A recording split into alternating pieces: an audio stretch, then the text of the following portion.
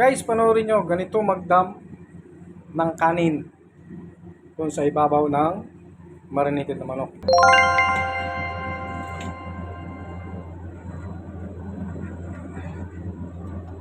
Wow! Panoorin nyo, tingnan nyo.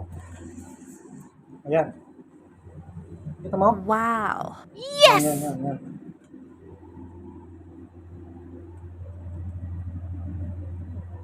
Diyan ko ilalagay yung kanin.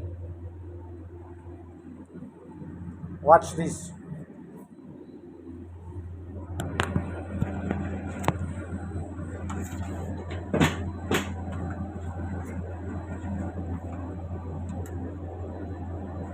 Wow!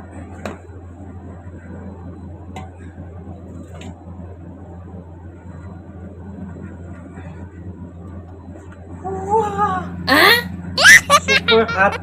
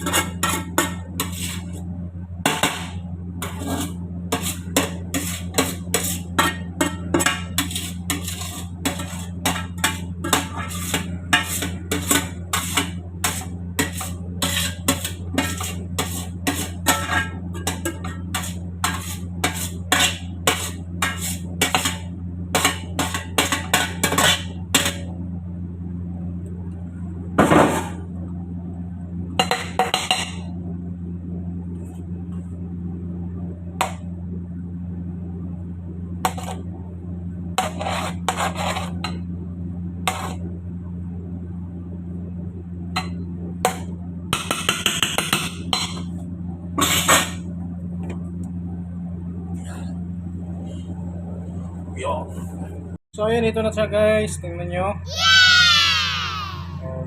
Okay. Ito na siya.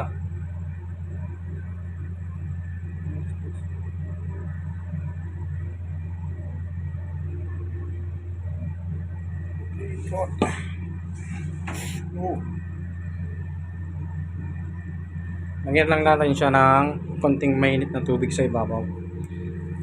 Yun. Para alam nyo yung procedure. Yan, konting lang mainit na tubig sa ibabaw.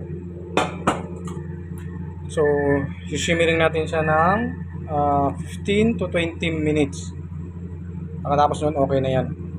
Pwede na nating i-parcel. Okay? 15 to 20 minutes. Yan, tatakpan natin.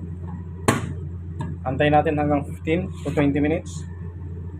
Then, biryani is ready. Ganun lang yung procedure. Prito yung manok, igisa yung mga ricado, prito yung manok, ilagay yung manok sa ginisa ng mga ricado. Alagay ng manok, ilagay, sunod mo na yung kanin. Ito na yung kanin. Then, takpan natin. Antayin natin 15 to 20 minutes. Then, buksan natin, pakabukas. Tanggalin natin yung kanin sa ibabaw.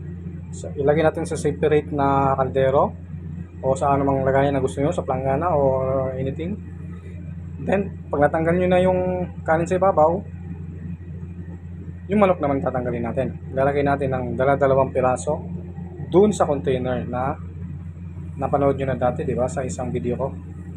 Then okay na. Pagkatapos ilagay natin yung dalawang manok, ilalagay uli natin yung kanin sa ibabaw. Then close, then serve na. Okay mga lods, thank you for watching. Bye bye.